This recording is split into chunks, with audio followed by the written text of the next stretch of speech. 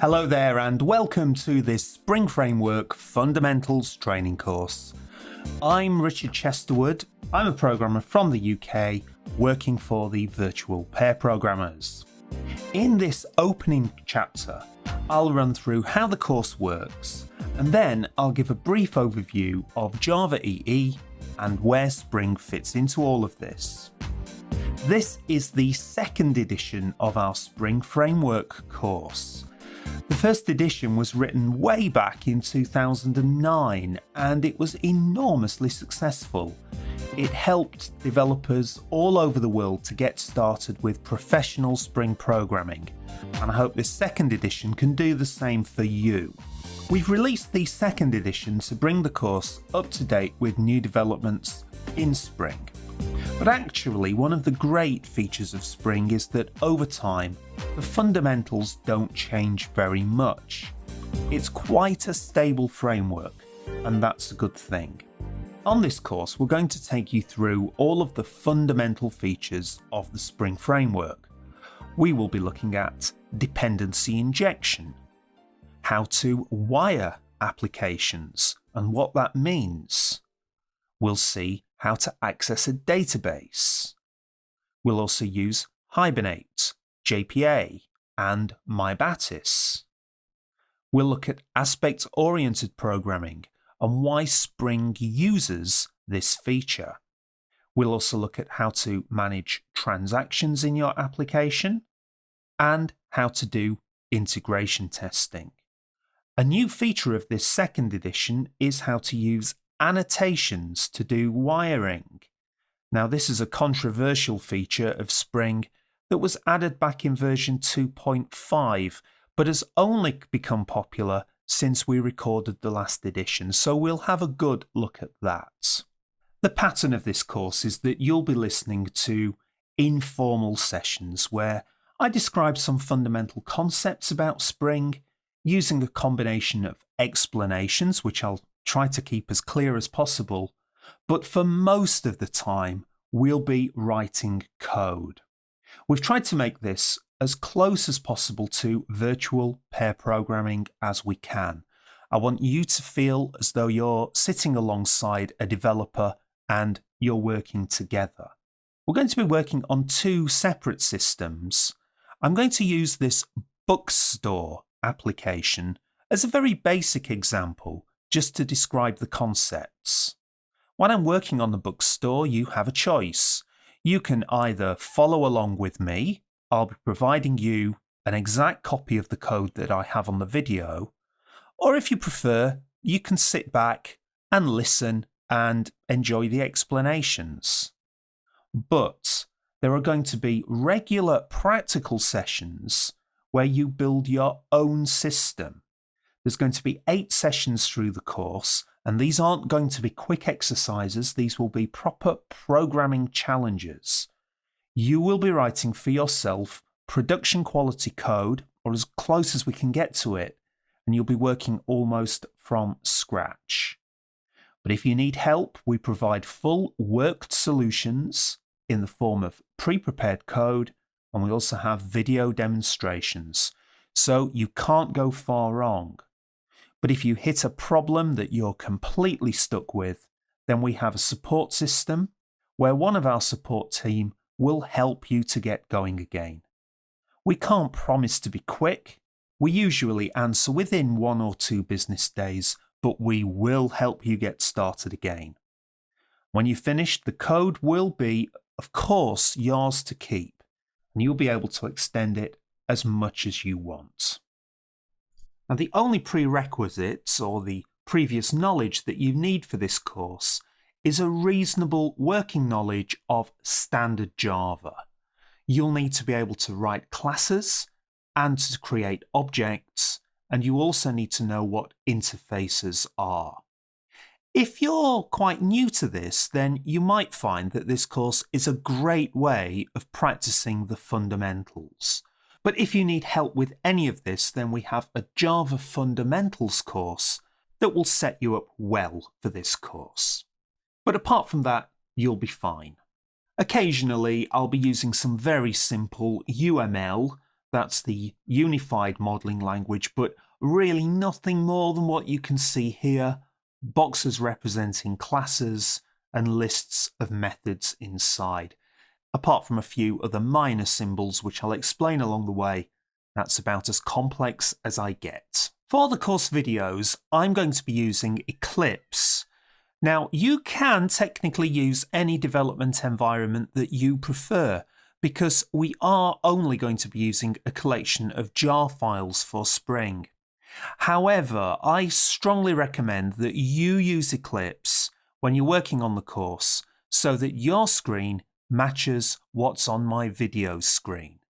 That will make it far easier to support you if you run into problems. You can always download Eclipse from eclipse.org/downloads, and then when you've finished the course, you could move to a different development environment if you prefer. You can use any of the standard or IDE for Java EE developers or the IDE for Java developers. It doesn't really matter. I think I'd probably recommend the IDE for Java developers if I had to select one. Now, we supply this course with a complete set of all the software that you're going to need apart from the development environment itself. So if you've bought the course on a DVD, you'll find a file on the DVD called software.zip. Or if you bought from our website as a download, then follow the My Courses link and follow the link to Spring Framework 2nd edition. And then here's the full list of chapters, and we're going to be studying a lot of them on this course, but right at the very bottom of the list there should be one called Practicals and Code. The file name is software.zip, and if you download that, you will have all the code you need for the course. Once you've downloaded and unzipped that file, you'll find the following contents. First of all, there's a practical guide. That's a PDF document that you won't need until you start the practicals later on in the course. And then the 3 folders, we have a folder called Additional Code. You won't need these until much later. These are just files that I didn't include in your starting code. You'll need the My Battis Jars folder when you get to chapter 27. And you'll need the Managing Books integration test when you get to chapter 29. So we won't need those for now. And then there's a folder called Projects at the end of each chapter. Now what I've done here is I've taken a snapshot of my coding environment that I used on the videos at the end of each or at least most of the chapters. So for example, here in chapter 6, if you got stuck on chapter 6, we'll be working on a bookstore in chapter 6. So you can have a look inside there and you can find all the code that was on the video screen. Sometimes we'll be doing some heavy typing on the course, and this isn't a typing course, so if you want to sneak into there and do a bit of copying and pasting, that's fine as long as you understand what's going on. You'll notice that on some of the chapters, for example, in chapter 7 we don't do any particular coding, so I've combined those chapters into a single folder. Oh, and I should say before I leave this that if you look in any of the lib directories, that's where we normally store the jar files, I've removed all of the jar files from these snapshot folders because it would have taken up too much space. You'll find the jar files, and this gives me a chance to move to the most important folder. This is the Starting Workspaces folder. Now you have 2 of them here. When we first begin the course, in chapter 2 we work on a very basic system, and I've put that in this workspace called Workspace for Coupling. If you're new to Eclipse, then when you start up Eclipse, you'll want to navigate to that folder in this dialog box here and then click on OK. But I'll be showing you how to do that when we get there. But just to show you what's inside there, there's a project called Coupling Example, and in there you have all of the source code that you need, and most importantly, in the lib directory are any jar files that you need for that particular part of the course. Well, this is a very basic workspace. There's only a single jar file for that one. But when you go to the next chapter, that will be chapter 3, we'll open up this second workspace called the Message of the Day workspace. Now, I didn't give this a very good name, to be honest. I thought this would just be a workspace for one particular chapter, but then I went on and used it through the rest of the course. So if you want to rename this to something like, I don't know, Training Course Workspace, then that might be a bit more obvious what's going on there. I can't rename it because I carried on recording with that workspace name. But in there are 4 different projects that we'll be building up throughout this course. If we look in the bookstore project, for example, I think most importantly in the lib directory are all of the jar files you need for the course. In particular, here are all of there's a lot of them, by the way. Here are all of the Spring 4 jar files. Now, don't worry too much about the structure of this until we get into the next chapters, but I just wanted you to know that those jar files are there. Now, you could have downloaded those jar files for yourself from the Spring Framework website, but I've done that for you because they kind of hide away the downloads now because they would rather that you used Maven to build your Spring system. Now, I agree that Maven is probably the best way of managing your jar files, or an alternative tool such as Gradle. Now, for this course, we don't want to be dealing with Maven and Gradle problems. So that's why we've given you a folder with all of the jar files you need. Please don't be tempted to start messing around with Maven and those kinds of things while you're learning Spring. Of course, as soon as you've finished the course, you could then set up Maven. And if you want more information on how to use Maven, then we have a full training course on that called Java Build Tools. But while I'm talking about the Spring website, I think I'll introduce you to it. This site has gone through some various incarnations over the years. In fact, the original name for this site was springframework.org. If you go to springframework.org, it will redirect here, which is their new site called spring.io. Now, their intention is that they're gathering together lots of projects related to Spring here, but at the time of this recording, if you follow the link to projects, you'll find quite a few projects on here that are kind of related to Spring, such as Spring for Android, which we won't be covering on this course. We're concentrating on the core, which is this link here for Spring Framework. If you're following this video and you find that their website's completely different, please don't panic. They seem to change it every few months, and we can't stop them doing that, of course. But somewhere you will find a home for Spring Framework, and we are going to be using the documentation for Spring extensively through this course. And on this page, you will find a link to the reference guide and the API. And believe me, you're going to need it on the course. But as I say, this is where I was leading to. When you've finished the course and you want to move across to something like Maven, then you will find all of the Maven dependencies that you need here on their download page. But don't forget, you can get started on this course without any of that because you've already got the jar files available. Just a few words on the versions of Spring, and this might be of interest to you if you've maybe done some work in Spring before. The original version of Spring was released back in 2004. It really doesn't seem that long ago, but it was. And one of the amazing things for me is that even back in 2004, Spring featured pretty much all of the core features from the start. Most of what we're going to cover on this course was present in Spring 1, at least in some form. Some of the features were not particularly well implemented at first, and they've massively improved, but most of them were there. So I think that's great. As a Spring developer, we're able to learn the fundamentals, and you don't have a sudden new version coming out, meaning that you've got to relearn everything from scratch.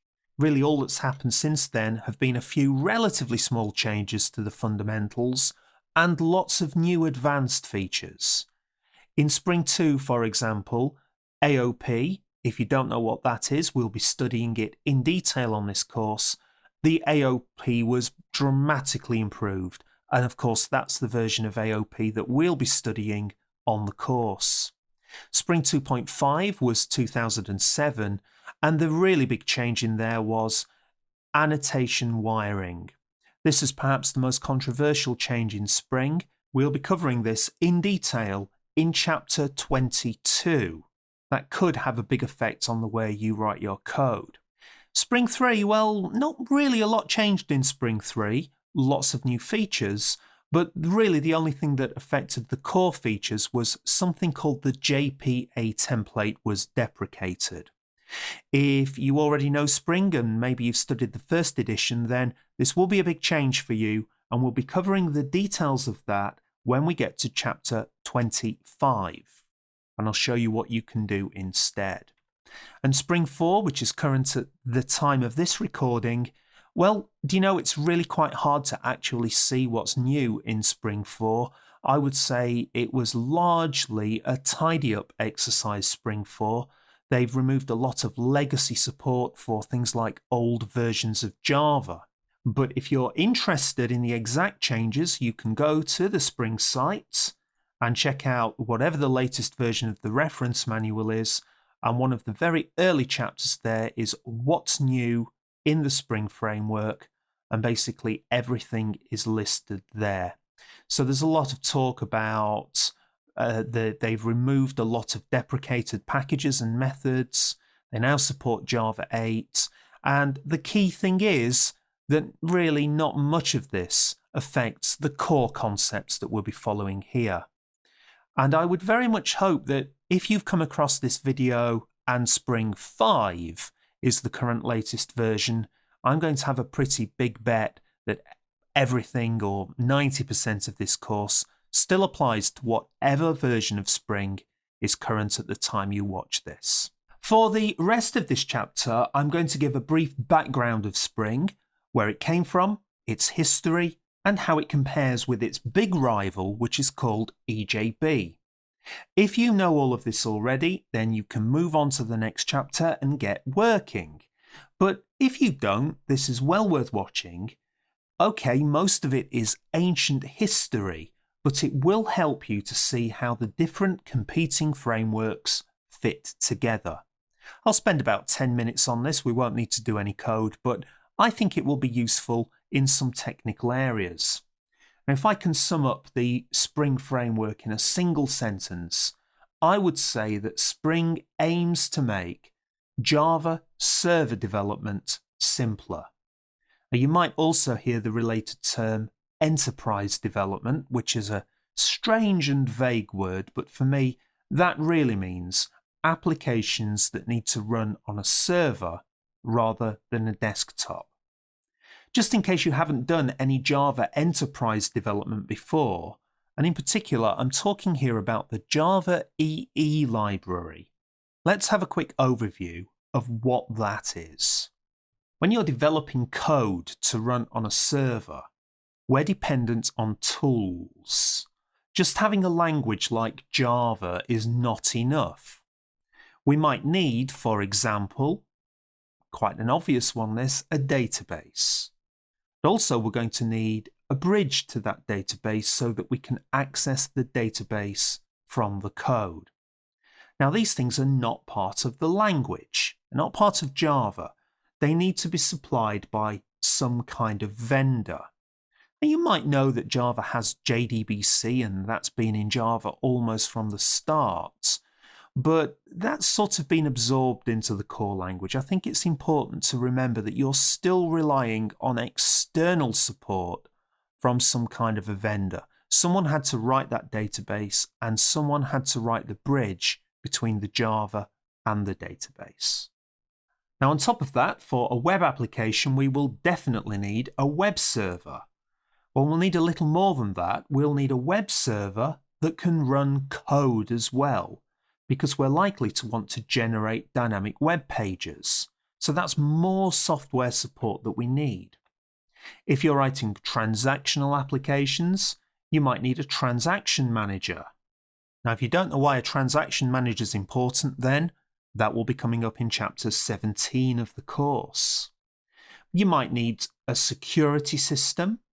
You might need directory services so that you can publish objects across your entire application.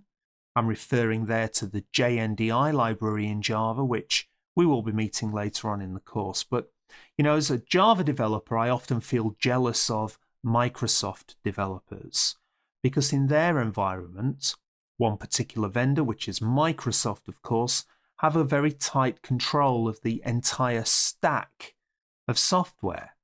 And so accessing all of these things that you can see here in Microsoft is really tightly integrated into their languages. For instance, you can do a lot of these things in Visual Studio using integrated wizards.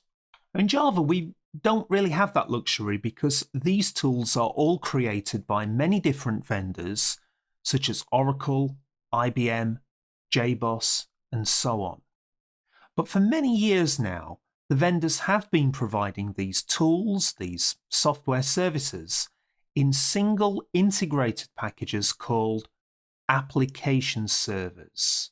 So an application server is really nothing more than software. It's software that provides server-side services in a single integrated package. Now, for a while back in about the late 1990s, I said this would be ancient history, we had a very unpleasant situation in the Java community, and that's because if, for instance, you had written your software system using, for example, IBM's WebSphere, then at that time, your code would only run on IBM WebSphere because you were using their API into their software products. Now, the vendors themselves were worried about this because without some kind of coordinated industry standard for Java, getting widespread developer acceptance would have been really difficult. So in response to that, the Java EE standard was created. Well, you might still see it referred to as J2EE, which was the original name for it. It stood for Java 2 Enterprise Edition, but it has now been renamed to Java EE, and you'll find that's now the accepted term. Now, I have to say the term enterprise doesn't really mean anything here. Some people get confused with this and think this is like an advanced version of Java that you have to pay to download, but that's not the case at all. Java EE is a specification specifying the services that an application server must support in Java. So if you buy or obtain, many of them are open source, a Java EE application server, then you know that it will feature a web server that can run Java, a transaction manager, security management, and so on. Also, you know that the API for calling these services is a standard. So in theory, you can change the application server you use without needing to port your code.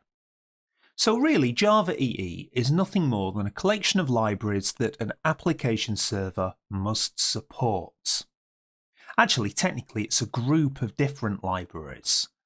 For example, when using an application server, you know that you have the standard RMI library to allow you to call remote methods. Well, it's more than that. It's actually the RMI IAOP library. That's an over-engineered acronym, that one, but that means that you can write Java code on the server and call that Java code from non-Java clients, maybe a Visual Basic client, for example. This uses the mechanism called Corba under the hood. It's a pretty complex library, that, but it is built into application servers.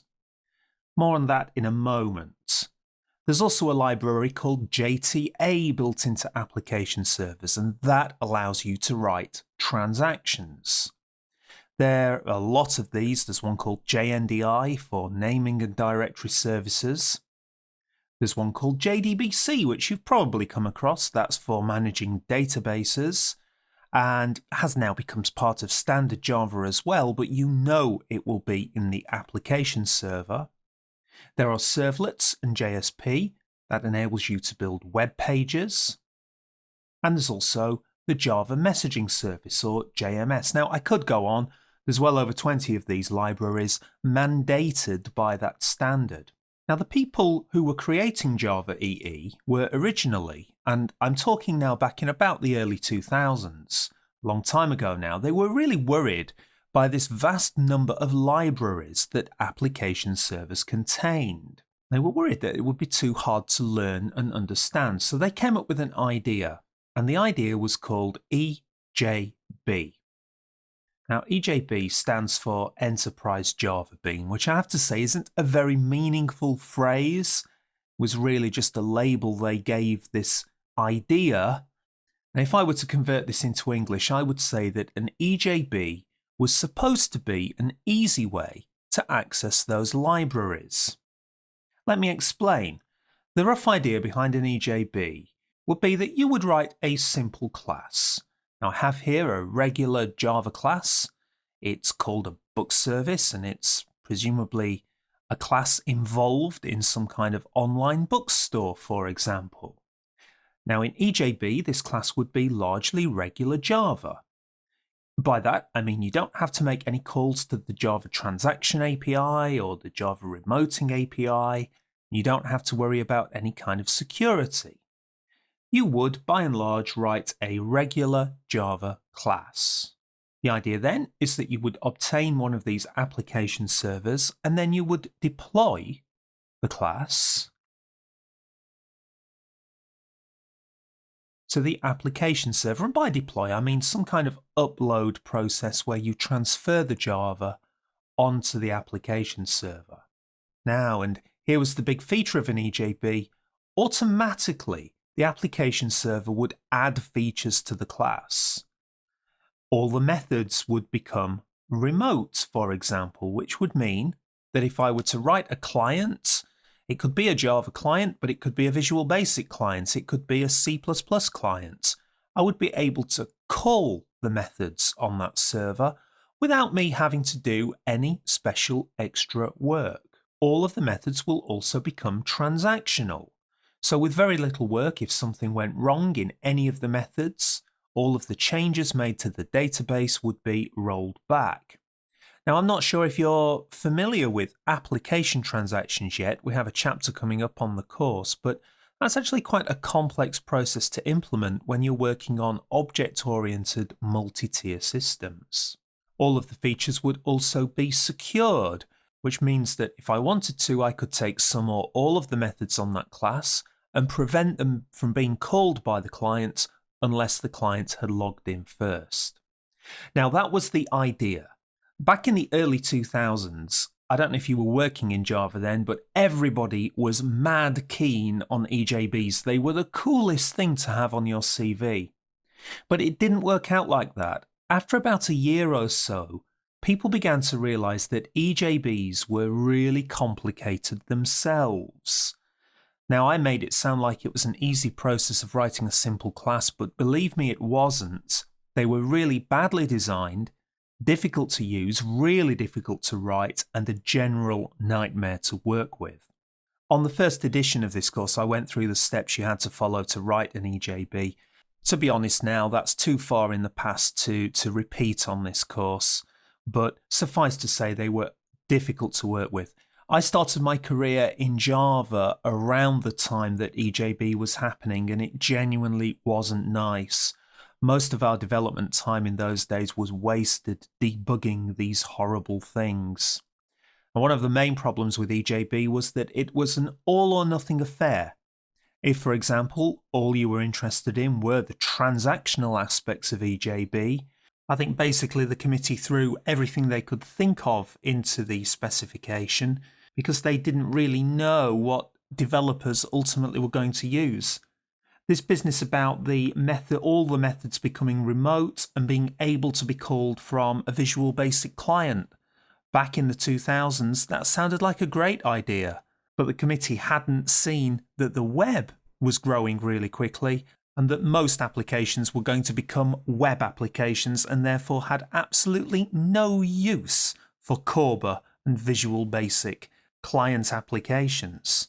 It was hard baked into the specification, so you had to deal with it even if you didn't want it. And by the way, that was true for many projects. Many projects want transactions but nothing else. But with EJB in those days, you still had to deal with the complexity of the remoting features, the security features, and lots of other features as well that you really didn't care about. But also for me, one of the biggest problems with EJB is that it would only run on an application server. Outside of the application server, they were useless, and this made them difficult, very difficult to test or run in isolation. However, EJB was the official standard, and many projects felt obliged to use them. Well, in 2002, a software developer called Rod Johnson, and this is the guy here, wrote a book called Expert One-on-One J2EE Design and Development. Now, this was a really brave book because it challenged the status quo in the Java industry, and it asked the question, amongst other things, do we really need these EJBs to make Java development simpler? Is there some kind of better way?